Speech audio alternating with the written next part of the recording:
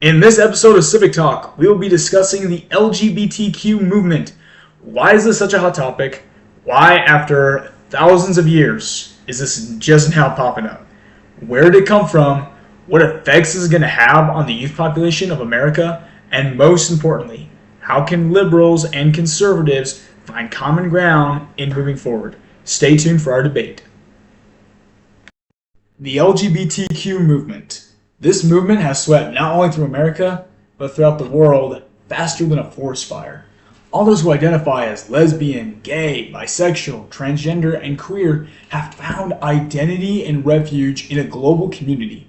The results of this movement have been impressive to say the least.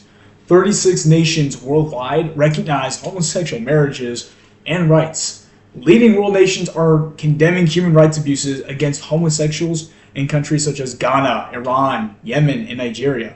Thanks to the 2015 Supreme Court ruling, gay marriage is legal in the United States. Mental conditions such as gender dysphoria have been recognized as medical conditions, and treatments and therapies have begun to be researched. However, despite all this progress in the realm of civil rights, has the movement gone too far in the modern day? And have we as a society allowed it to go this far? As the LGBTQ movement has spread, it has also trickled down into the cracks of the U.S. education system and into the minds of America's youth. As of now, over 7% of American adults identify as LGBTQ. Between ages 18 to 23, 6% identify as LGBTQ. More and more high school and middle-aged youth are flocking to this movement. With parental consent and approval from health insurance companies, those below the age of 18 can legally receive hormone therapy such as testosterone and estrogen, which can lead to serious side effects. Estrogen therapy in males increases BMI and often leads to obesity. That's not healthy for anyone. It doesn't matter what you think your gender is, obesity isn't healthy.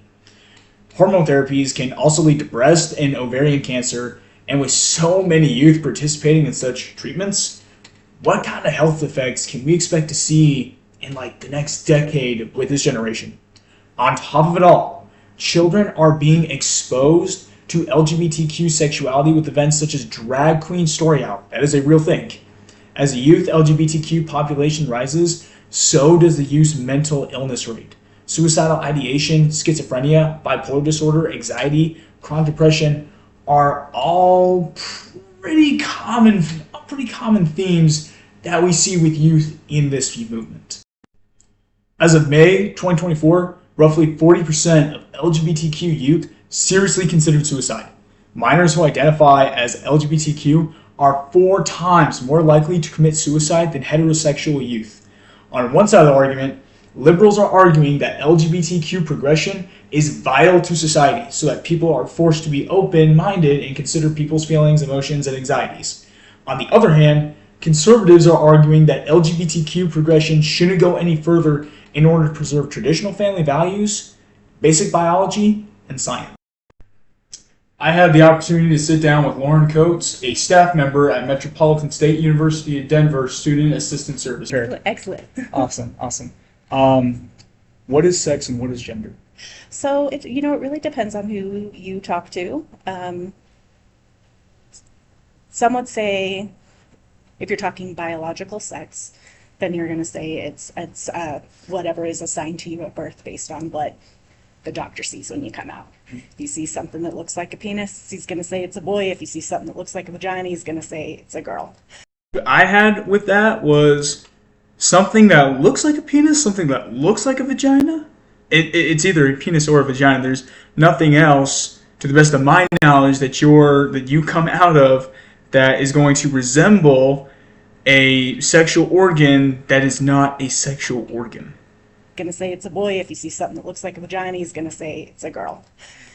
Gender, we're coming to realize, even looking back to the beginning writings that we can see, is a social construct. It's what society has decided these biological sexes should look like. Okay. And that's the basicness of it. Okay. So, with sex going to assigned at birth, wouldn't sex be assigned at conception? Well, no, because if you talk about, your basic biology of XY, XXXY genes, at conception, you've got a zygote that has no form of any organs or things. At conception, you're just a blob of cells that has yet to become what it's going to be. The sex of the fetus isn't determined until fertilization of the X or Y chromosomes. It is not 6 weeks down the road. It is not at birth. It is upon fertilization with those chromosomes. Next, we jumped into the mental health crisis with the youth movement in the LGBTQ community. With youth being involved in the LGBTQ movement. Personally, with Gen Z, when I was going to high school, I have never met and not to say that they aren't out there, Right. but I have never met an American youth who identified as LGBTQ who didn't have some form of mental condition, whether it was gender dysphoria, schizophrenia, depression, anxiety, lost suicidal ideation. Why is that?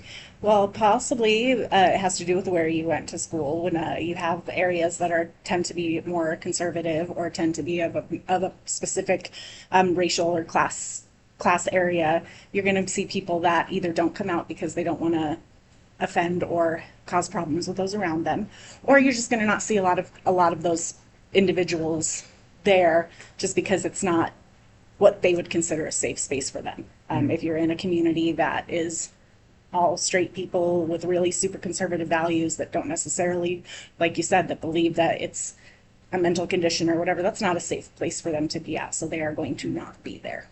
Okay, so I don't know if you're aware, there was a study that was done last year. I cannot remember the source, unfortunately. That's on me, my bad. But the conclusion was that LGBTQ minors have a roughly 40% of LGBTQ minors had seriously considered suicide. Yes. So generally, our larger populations in the country are more liberal areas, which is where I would assume more LGBTQ youth are in places like San Francisco, Miami, New York City, Los Angeles, here in Denver.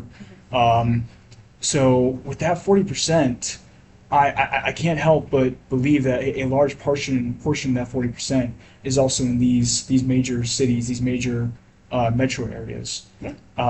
So with these areas not being pretty predominantly liberal, what would be the reasoning there with so much so many mental conditions and so much suicidal ideation? Yeah, so just because you have an overall general population that is what you would consider progressive or liberal, does not mean on the individual level that it's there for everybody. You still have a very large, even on the progressive side of things, you still have people who are more progressive, more liberal, that are still very conservative Christian and that are teaching that, teaching the deviance of an alternate gender identity or an alternate sexual orientation. Really? I don't know anyone who's liberal who teaches that. And this stems back from, indigenous times and colonialism with someone who has a specific way of doing and saying and living their life, and they come to a different population that does something different and decide, well, you're different, so that's wrong, and you need to do it my way. And that's kind of how we have developed the state that we're in right now, and those social norms that we have right now.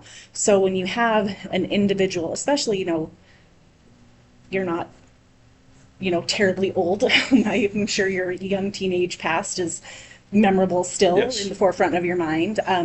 It's tough. It's tough when you're going through those hormonal changes, when you're growing, when you're just having to learn things, your brain is developing, and Exactly. It is tough going through hormonal changes when your brain isn't fully developed, which, by the way, isn't until you're 25. So maybe we shouldn't be giving minors the option to do things like chemical castration or hormonal therapy, or heaven forbid, any kind of sex alternating surgery, which thankfully, to the best of my knowledge, there is no state currently allows that, and let's hope that is never the case.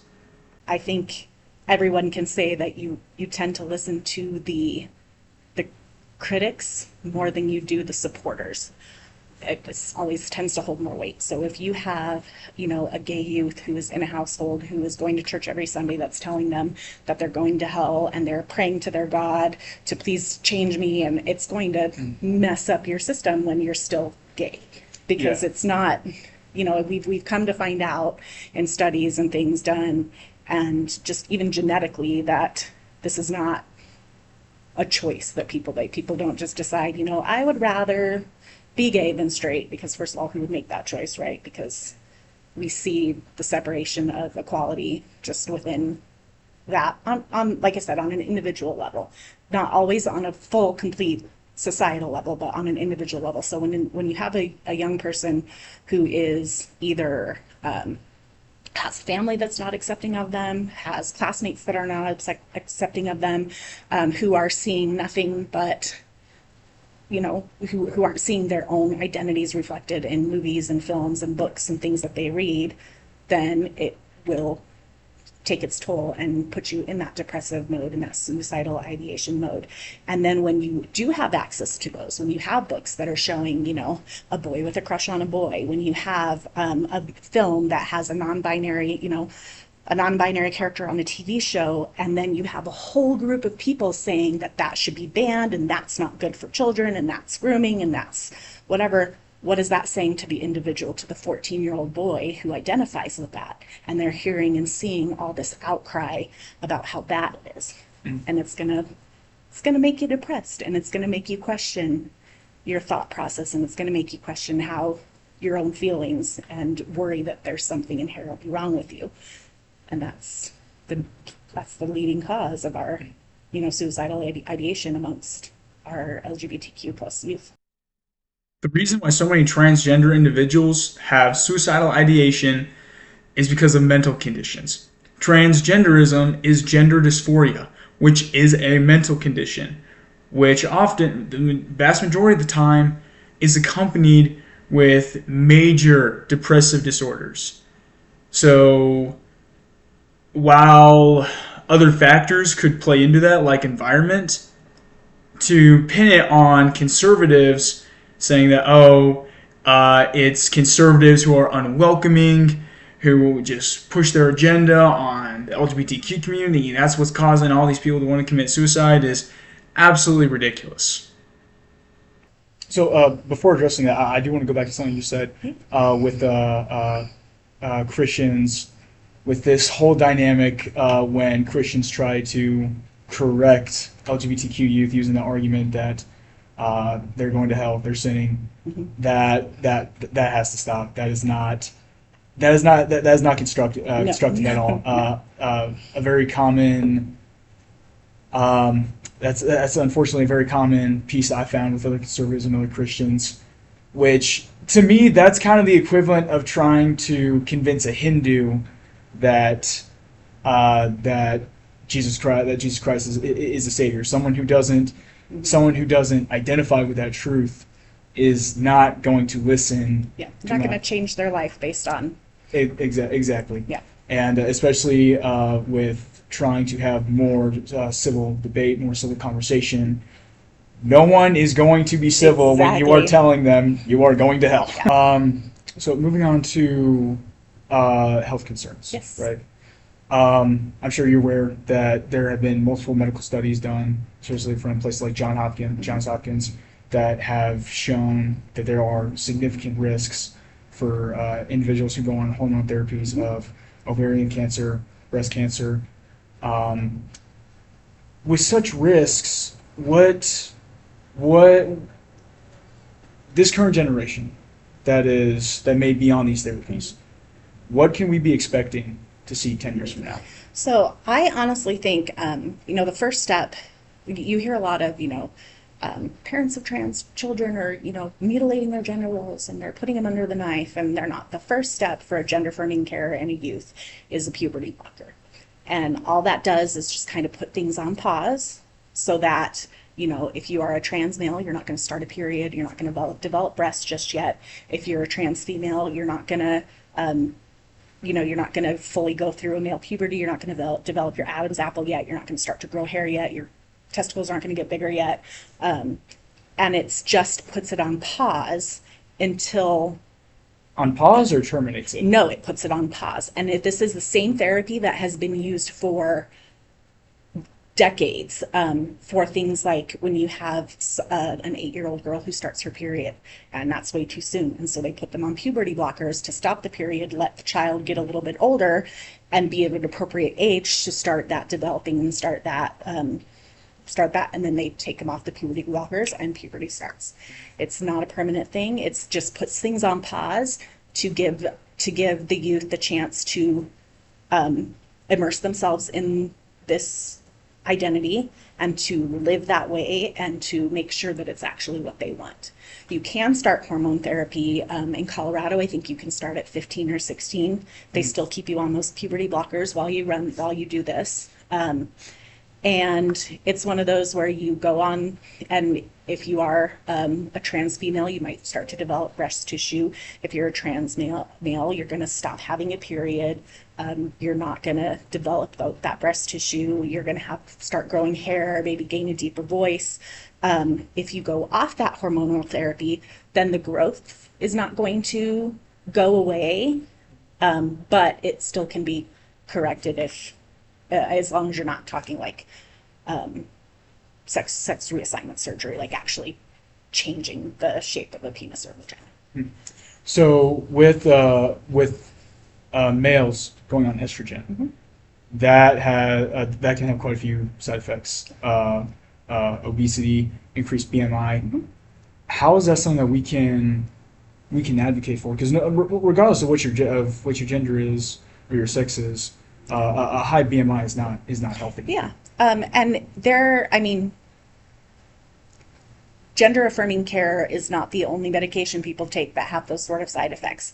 And it's between an individual and their doctor to discuss side effects of any medication and decide if the benefits outweigh the risk.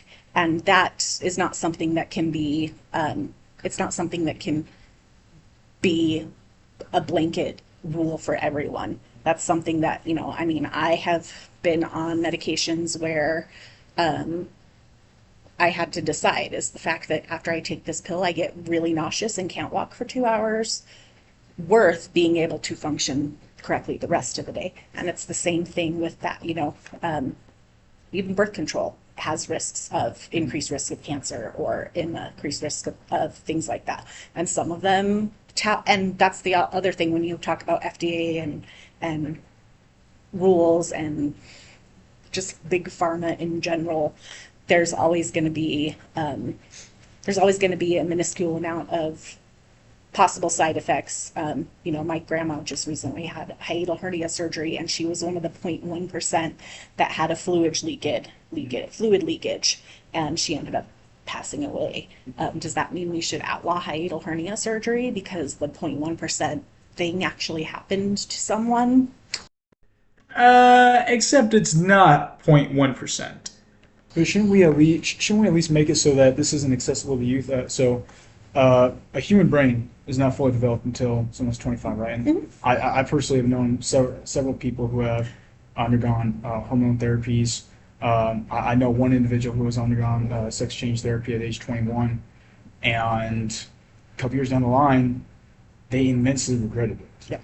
Especially for youth who are still in high school, who are still trying to figure out who they are, who may not have those supportive families and friendships, who may be in those extreme environments.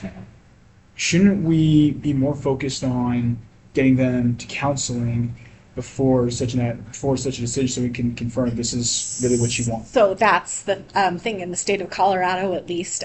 You have to have been in counseling for a certain amount of time. You have to have a very specific letter of recommendation from a licensed therapist, a licensed clinician, that states you have to, and you will discuss everything from what are the, and even with younger people, what are the potential side effects, what are the potential outcomes if you start this, and it has to be understood by both the adult and the child exactly what is going on. A therapist has to approve it, and then once that letter is sent to the doctor has to read that letter and approve the letter. So if they see anything sketch or anything that sounds like it's not maybe thought out as well, if they're going to deny it. You also have to have both parents consent to letting. So there's a lot of red tape and there's a lot of rules and a lot of things that have to be done before someone under the age of 18 can get any sort of gender affirming care. Okay. Why is gender identity such a big thing? Currently there are roughly 7 million individuals in the United States who identify as LGBTQ.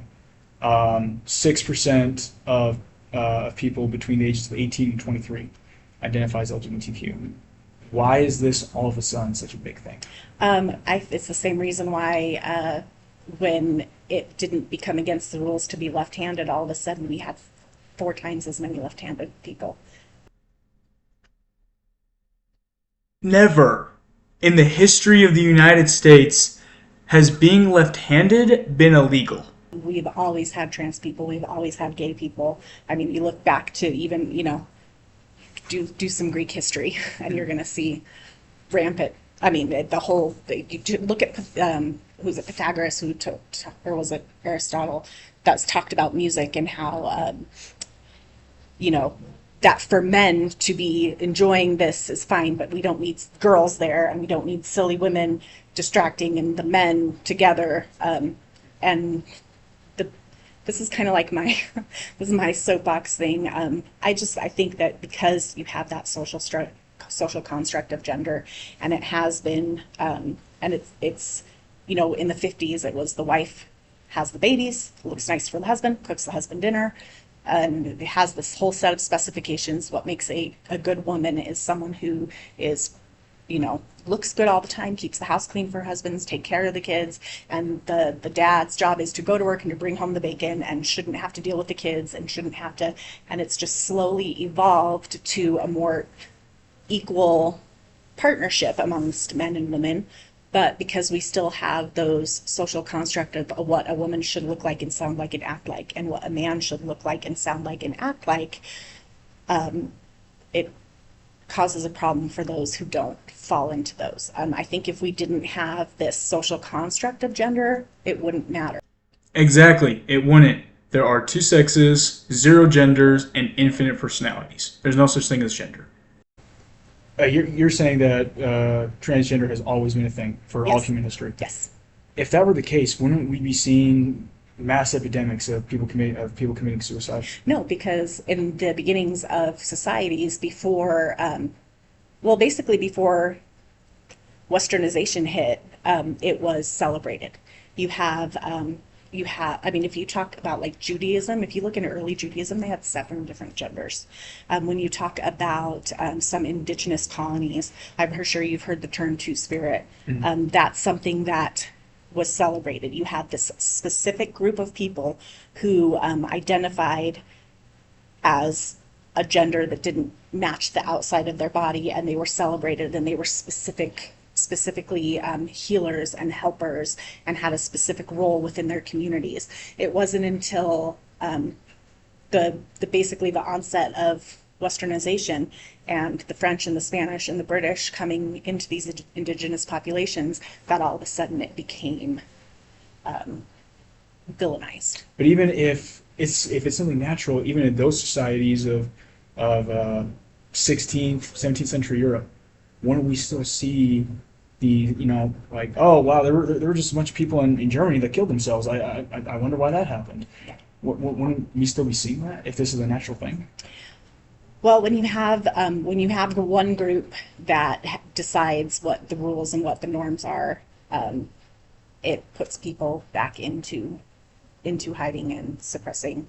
So you're gonna have those suicides, you're going to have those hospitalizations, you're going to have the self-harm, you're going to have all those things. Which is what we have now, yeah. But to the best of my recollection, there is no mass epidemic of or mass consistent epidemic of suicide, especially among youth, like we're seeing in the modern age, at least to the best of my recollection. Well, we've kind of taken a one step forward, two steps back. If you look in the 80s, when you have the onslaught of the AIDS epidemic, things like, because you had the 60s and the 70s, and you had the free love movement, and you had, you know, all this free love and open to love who you want and do be with this person, be with that person. And then the AIDS epidemic hit, and then we kind of went through to a shift where all of a sudden it was like women were reclaiming the right to not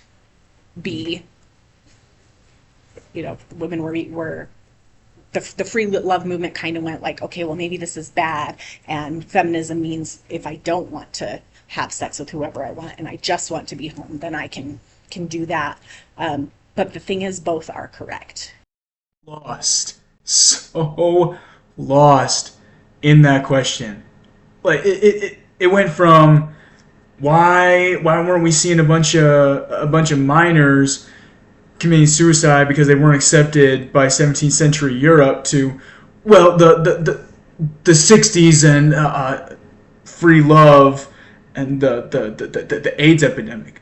What do AIDS have? What does the AIDS epidemic have to do with that? What does the AIDS epidemic of the 80s have to do with European minors committing suicide because they weren't accepted for being trans in the 17th century? And now jumping to feminism? What? Moving on to the last question. So, liberals and conservatives, there is a lot of hatred, especially with this topic. What is the solution? What common ground can liberals and conservatives find on this to be able to move forward? I think the first problem is I think the main thing is that, and when you're talking about any marginalized community, so even you say LGBTQ plus, but we're also talking about people of color. We're talking about people who are living at the poverty level or who are homeless. We need to stop taking entire populations of people and deciding that they're not worth it, because that's what it comes down to, that we've decided that as a society at whole, especially on the conservative side of things, because obviously working in the Gender Institute for Teaching and Advocacy, I am liberal leaning, not conservative leaning. There's the tendency to dehumanize those that don't agree with us, that don't agree with them. There's a tendency to dehumanize those that aren't doing the things that a certain group of people think they should do. So I think, isn't that kind of the same thing on both sides? I mean, I have been called fascist before for being a progressive or a conservative, even though I'm a progressive conservative. So is that something that happens on both sides? honestly, I don't think so, because being called a fascist is completely different than being told that you aren't allowed to live as who you are. I mean, being compared to the Nazis, Mussolini's Italy, Franco's Spain, personally, I kind of think those are all pretty bad. So, okay. Yeah, but when you sit in a place, like, privilege is such a bad word, but that's the thing about privilege, is not bad. But the thing about privilege is when you have it, you don't recognize it, because that's just how life goes. You know, I haven't ever had to deal with, you know, if something a woman of color has dealt with.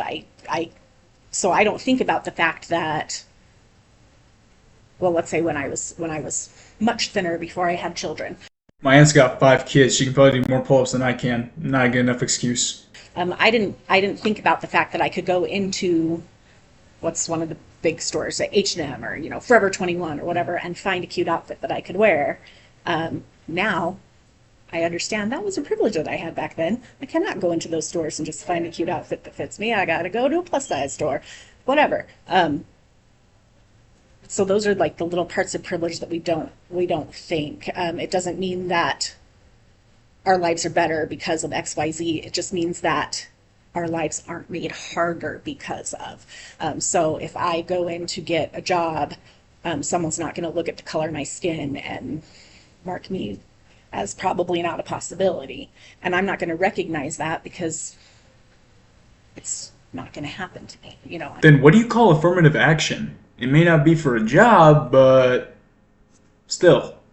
I'm not going to recognize that as a privilege because that's the, you know, I was able to go to a really nice school that had really nice textbooks. I lived in an affluent neighborhood, even though we were not affluent in my family. We lived within the borders of, so you know, we had the new computers and we had all those things, and that was just what I was used to. So that is what I know, and I don't recognize that privilege.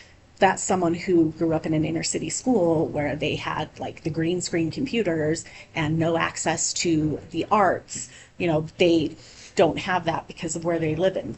So they're going to recognize that I have this privilege of PE and music and art and new computers. I'm not going to recognize that privilege because it's just what I'm used to. So you would say that white heterosexual conservatives are typically more privileged. Yeah, and it's not a bad thing. Privilege is not a bad thing. It's just what you need to recognize is that not everybody has the same, comes from the same as you, and you need to be able to recognize that and embrace it and want to actively help that. I mean, there's the difference between, what is it, equality, equity, and accessibility. You have, you know, the fence, and you have the kid. Have you seen this? I don't know if you've seen this one. So you have a fence, and you have a kid that can see over a fence and the kid that can't see.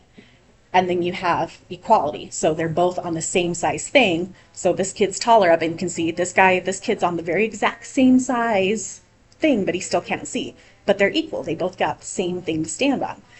So we're saying it's equal, but it's not, because the shorter kids still can't see over the fence. You take the fence down, but isn't that isn't that generalizing as well? I mean, so you know, when it comes to privilege, I'm a conservative student in a very liberal school. Yeah.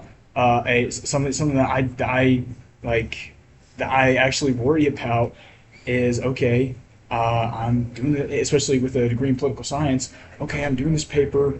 It's a little more conservative leaning, and I know that for a fact. I have very leftist very liberal instructors. So I do worry about my grade suffering because of that. Even some of the looks I get, the interactions I've had.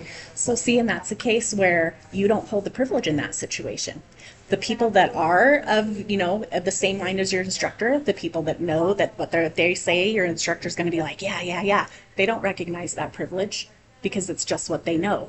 You're the underprivileged in that situation. No, I'm not underprivileged. I'm not underprivileged at all. There is nothing that I can't do that someone else in the United States can. There is nothing I can't do that a black person can't do, or that a Latino person can't do. I have the exact same rights. There's nothing I can't do as a conservative that a liberal can do. All it means is that I worry about partisanship. All it means is that partisanship has run rampant through the country to the point that it's trickled into the U.S. education system. You're the underprivileged in that situation. So, shouldn't we probably take the word privilege out of that argument? Especially, it seems like the left really brings up privilege so often. Which so what word do we replace it with? Like, how do we recognize that? Because I think that's the thing is people don't recognize that accessibility is different for everyone, and you have a huge portion of the population that is like, well, because it was this way for me, it has to be that way for everybody else. And I think that the key is on both sides being able to open up and listen to the lived experiences of the people that are different from you and believe them and take it at face value instead of trying to justify, why this group doesn't have what you have, or why this group does have, What about scholarships, right? So every school has so many slots, mm-hmm. right? And I always reserve a select few for minorities. Then not really looking at GPA, or looking at grades. Okay, you're a minority, we're bringing you to school. Meanwhile, someone if they're at the end of those slots, I've worked hard to get into the school, and I get denied because I'm not a minority. Well, that's all the debate that has been with what did they call it, affirmative action, right? That the debate has been that we're taking qualified people and putting unqualified people in their place because of their race. And that's the myth, because we're having people who are qualified that wouldn't normally have the opportunity. We're giving them the opportunity. Oh, okay, but no, you are. You are taking so you're taking two individuals who both may have the exact same credentials, and you're only accepting one because they're a minority. So it is based on race. It's segregation. It's going back. It's going back to before the Civil Rights Act. It is segregation. So what can, for the LGBTQ debate, what can liberals do to meet conservatives halfway in the middle? We know what conservatives can do to meet liberals halfway in the middle, but what can liberals do? Well, I think that liberals, the view that we have is that we have to be on the defense, because from our view, as a woman, my bodily autonomy is being threatened. As a mother, my rights to provide childcare for my children or to provide healthcare for my children is being threatened. As How so, if I may ask? I have a trans child, I have a trans daughter, and I have a gay son. Okay. No, you are still able to provide your child with health care. Europe, they had a pretty good system before we kind of just went all out with hormonal therapy and whatnot, where you just wait. You accept that this minor is in puberty, you get them through counseling and whatnot, and then by the time they're developed, typically they weren't LGBTQ anymore. They might have turned out gay, but they weren't trans. So your right to provide childcare, to provide health care, is not being infringed. You are able to provide mental health services. You have insurance, and there are insurances that are allowing gender affirming care. So your rights to provide health care are not being infringed. So it's really hard to meet in the middle when, from my view, the conservatives and the far right, the ones who really are, and I can respect a person who is a conservative, who believes in traditional family values, who believes in God, and who believes in, God and country and all that stuff. I can respect that. But when you go so far to where you're saying, this is what I think, and I'm going to create laws to make you follow what I think, is where it gets the problem. And so it's the left and the liberals name calling and saying that they're fascists and saying that they're trying to take away rights, and then it's the right that's actually is actively harming those individuals. And that's on the far end of the spectrum, because it's all a spectrum of beliefs, right? And you can be someone who wants to provide for and wants to give the rights to this group of people and still be on the right and still be conservative. But the farther you go on either end is where you have the problems. So I think it's hard to say how liberals can meet conservatives, because a lot of those marginalized groups are still actively fighting for survival. It's hard to say, well, what can I do to meet someone halfway when, I don't have access to a place to live or healthcare or a decent job, or, they're just fighting for survival. Okay, but that's just not true. Everyone in this country has access to healthcare and to a place to live or shelter, unless you're homeless. And as far as a decent job, Look at inflation. No one's got a decent job right now. It's not just you. So they can't really spend the time worrying about how to politically make things better. Or That's the only way that we're going to get past this. The only way that we're going to get past this political divide is by finding bipartisan solutions. Rome, an empire that lasted over 1,000 years, fell by itself. Oh, fell sure from did. itself. And then they Not from tried external. External factors definitely played a part, to. Yeah.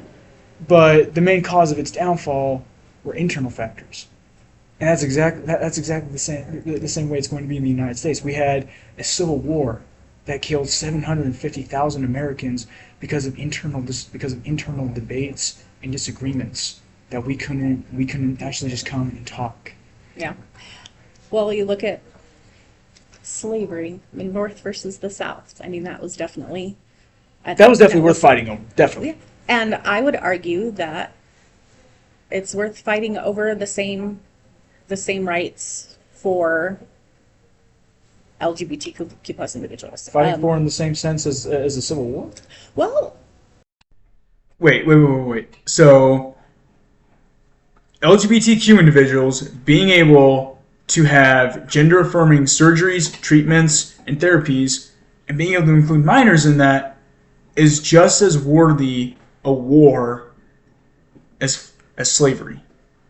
See, this is why I love the Civil War. This is why I love the Civil War history. People forget how brutal that war was. Over 750,000 Americans. Modern estimates are as much as over 1 million. 22% of men in the Confederacy were killed. Really? We're okay with the notion of, oh, well, yeah, the United States shouldn't be in another civil war, but, I mean, if it happens, okay. That should not be a thing. I should hope not. But we don't have those laws right now. Like there's not active laws that are segregating gay people. We don't have active laws. Like I said, the in practice, it looks different than on paper. It's just really hard because I'm taking classes where I'm learning about the origins of some of the problems and seeing how different genders relate when it comes to disaster, when it comes to violence, how different identities shape your reactions to things.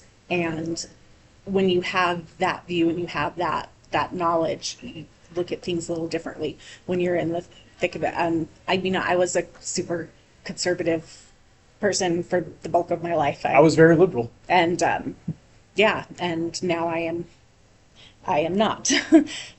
So I don't know that you'll ever get, you're not going to get anyone on the far right that's going to be willing to meet in the middle because they are convinced that, drag queens are grooming children. There's nothing I'm going to say to convince someone otherwise. They have decided that is fact. They have decided that children are getting gender sex changes. They believe that, and there's nothing I can do or say to change their mind on that. On the left side, you have marginalized communities that just feel like their rights are being threatened, their existence is being threatened, that they're not going to meet halfway with the group that they feel threatened by. So, as a conservative, I would argue that the majority, aside from the MAGA movement, that the majority of us are not far right. I myself am a progressive. I'm a conservative. That like my biggest issue in politics is climate change. You typically don't hear that from conservatives. No, you don't. So I would say that for the majority of conservatives, we're not far right. And I mean, I'm a conservative who reached out to you. Yes. to talk. So don't liberals owe us that same and I would argue that it's the same thing, that those who are more centrist, that are, the more moderate liberals. There's a slight overlap there between the left and the right. And when you have the far right MAGA stuff is so loud right now. So you're going to get. And you saw the far left, especially with pro-Palestine protests. UCLA, Columbia University, very, very loud protests out there. So that's when you have those outliers that are so loud and so at the forefront of the media and what we're seeing. It's just impossible for those in the middle, I think, because you have even the center left of center are still going to be thrown off by the word conservative because of the extremism that they're hearing. And I think those right of center are the same way. They're going to be hesitant of anything labeled liberal because of the extremist end of things. So to you, there is no bipartisan solution. When it comes to LGBTQ rights, I don't think there is, because I don't look at it as a bipartisan, I don't look at it as a political thing. I look at it as a human rights thing. And you have a group of people that don't think it's a human rights issue, that think it's a legal issue, that think it's a religious issue, that think it's that sort of thing. But overall, the government has passed laws that have ensured those human rights. To date, I believe nearly 40 countries, obviously mostly in Europe and North America, have legalized gay marriage, and made sure that the LGBTQ community has those rights. I mean, they've made laws that you can't kill people and people still kill people. Yeah, but so yes, I can get a. But if you kill someone, then you are heavily prosecuted. People can be married, can obtain a legal gay marriage and move into a house and be ostracized and be vandalized and be unwelcome in the community and be bullied and be turned out. Yeah, but then people who do that get arrested on charges of assault and vandalism. Spite law. I know I said that was the last question, but there was this is just something that kind of popped in my mind as we were talking. This doesn't really go with the LGBTQ movement, but this is something that I've been seeing with the LGBTQ movement that I think a lot of conservatives would like to know. The groups LGBTQ for Palestine, that kind of stuff.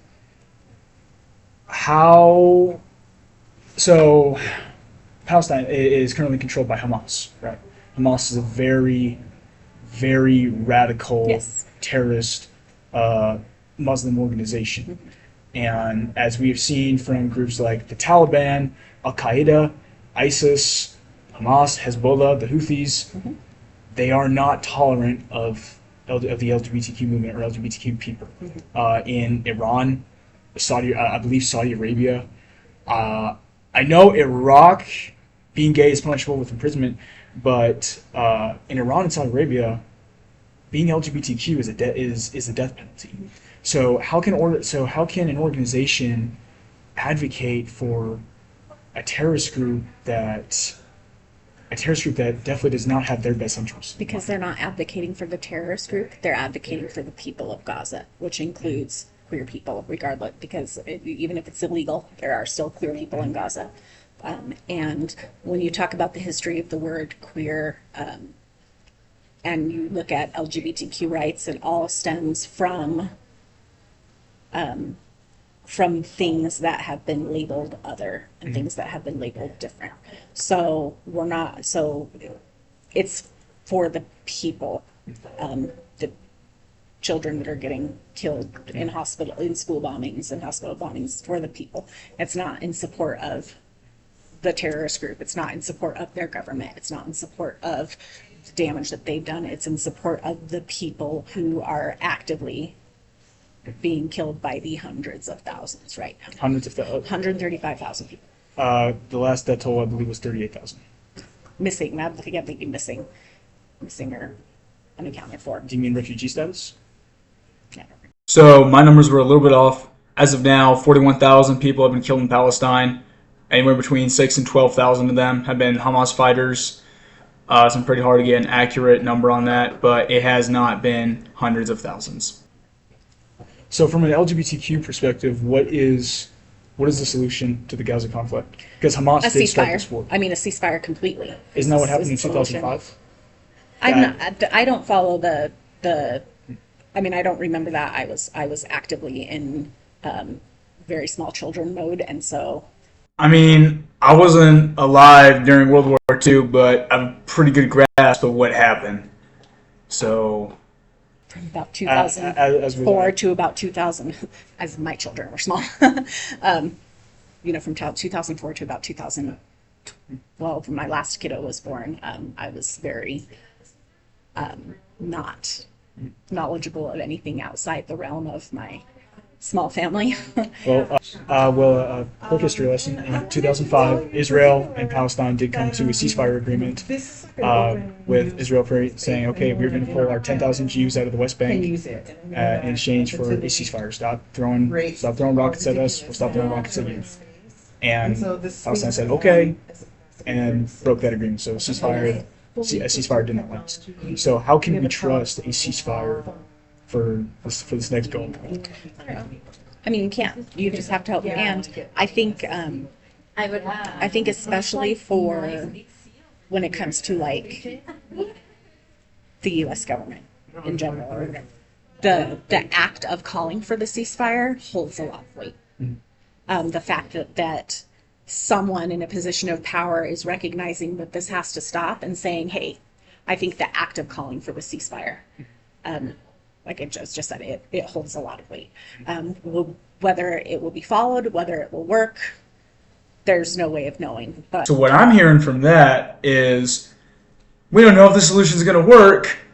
People might keep dying, but someone higher up is saying something about it. So I mean, that's kind of all that matters. right now, it just everybody kind of looks complicit. Like, okay, are we being quiet because we don't want to oil prices? Are we being quiet because we don't want to be called anti-Semitic? Are we being quiet because we sell our weapons to these people? Or are we being quiet because we don't want to lose this contract? Who's being quiet though? The majority of the world besides a select few nations, has condemned Israel for. Well, even on the level of like MSU Denver, we have a building that Martin Marietta uses to manufacture weapons that are being sent overseas, and a lot of students on campus have a problem with weapons of mass destruction being produced in a place that Mass destruction. well, anything that is going to kill more than 2 people, in my opinion. If it's going to destroy. So a single 7.62 round that. So what are they? Do you know what they do over in the aerospace building? Like what things they're producing and what? No, but I do know it's not weapons of mass destruction, which are nuclear weapons. I couldn't believe that I actually had to tell someone weapons of mass destruction were not being produced at a university campus. But they are producing weapons that are being sold and actively used in, I mean, for lack of a better word, genocide. And we're paying tuition. If this truly was a genocide, though, couldn't Israel have just gone in and killed them all by now with the military capabilities they have instead of sending ground forces in? Well, I can't say that I am well versed in the art of war. And I think war and genocide are two very different things. Absolutely, but you are talking about bombing schools and which unfortunately residential Hamas has used and residential areas. So because Hamas did it, makes it right for Israel to do it as well. No, but when it comes when it comes to an insurgency, what are you supposed to do? Are you just going to let the bad guys hide? Well, that's what we did in Afghanistan. It ended up in a 20-year war with over 2,000 Americans killed and more than 30,000 wounded and over $1 trillion in debt. Yeah. We spent too much on military, in my opinion, anyways. But that's a topic for another day. But when you have one group that, if they go and just completely obliterate Palestine and kill everyone, it's not a good look for them. No, it's not a good look for them, and that's exactly what happened. If they wanted to do that, then they would have just dropped the mother of all bombs on them by now, instead of just sending ground forces in. No, no, and that would be a So, genocide. but they're doing it slowly. So they're slowly, doing things like blowing up aid trucks that they knew were coming and then saying, oh, it was an accident, even though they were completely labeled as aid. So they're cutting off supplies, they're cutting off food, they're cutting off medication, Hamas also- they're cutting off, okay, which has nothing to do with the people But of we don't. Palestine. But we don't really hear a whole lot of especially nowadays. We don't really hear a whole lot of criticism from about Hamas, who also started this war by murdering 1,200 people. Yeah. So 1,200 people versus 35,000 people. But they still instigated And they're this war. still doing it. They're still actively in there. They're still actively, this is Because Hamas is how still many, a military threat. what does that have to do with the hospitals that they're bombing and the children that they're So killing? personally, from a military standpoint, my personal belief is that Israel needs to be more tactical. I fully believe that Israel has the right to pursue war, but I do believe they need to be more tactical and more strategic in their execution of this war. I believe the count so far has been roughly, I want to say about 4,000 Hamas fighters compared to roughly 30,000 civilians, which is not okay. Like I mentioned earlier, I did get those numbers wrong. However, the civilian to military proportion of casualties is still pretty outrageous. Is not okay. But at the same time, it is very hard, especially in insurgency, which this is starting to turn into. It is very hard to get an accurate civilian account. It's what we saw in Iraq. If you go on Wikipedia and look at the Iraq War, I believe it says the civilian death toll in the Iraq War was, I believe it says 250,000.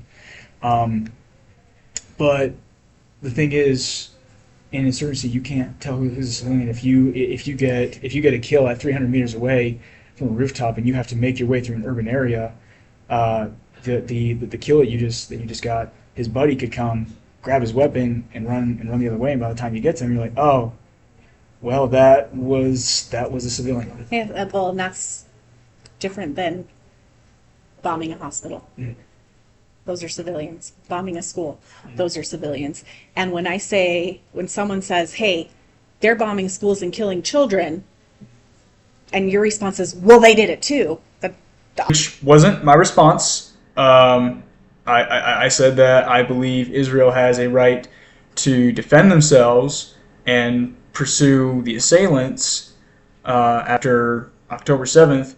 I do not condone I do not condone or approve of bombing churches, schools, hospitals.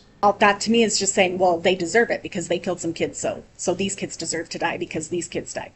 No child deserves to die. Oh, no. No child deserves to die. So when the response to, hey, children are being killed, schools are being bombed, families are being, residential areas are being bombed and families are being blown apart in the middle of dinner, the response to that should be, that is awful, that should not happen. The response should not be, well, they did it too. It So- wasn't right when either side did Of it. course. Don't you believe that Hamas holds responsibility with that by not only instigating the war, but also using hospitals and schools as command posts and barracks? I don't know enough of the history because we're talking about a history that goes back 100 years. We're not talking about 2005. We're talking about, the You're right. We're not talking about 2005. We're talking about 2023 and 2024. She can't even answer this simple question.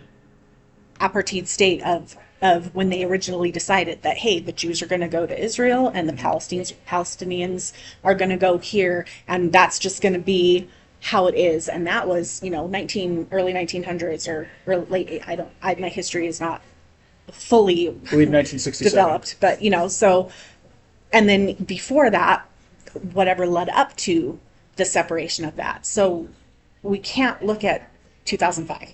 We have to look at where it started, and I don't know enough about the history of it to speak on it. We have to look back at history to condemn Hamas? Really? So all I can say is that from my stance, all I'm seeing is video of infants being pulled dead under concrete, and as a mother, that's messed up. And As a mother, we mean anyone should be disgusted and disturbed at the image of infants being pulled out from under concrete deceased. so terrorist cells, whoever's in charge, like I said, I don't know military tactics, I don't know the art of war, I don't know that. I just know that specifically targeting civilians, specifically targeting the aid that's being sent is, pardon my language. That's all right. I'll bleep it. I do try to allow minors to watch this. Probably should have mentioned that. That's right. Probably should have mentioned that. Anyway, thank you so much for having me. I really appreciate the conversation. Thank you so much. Thank you, and thank you for keeping it civil. Sex is determined at fertilization with the X or Y chromosome.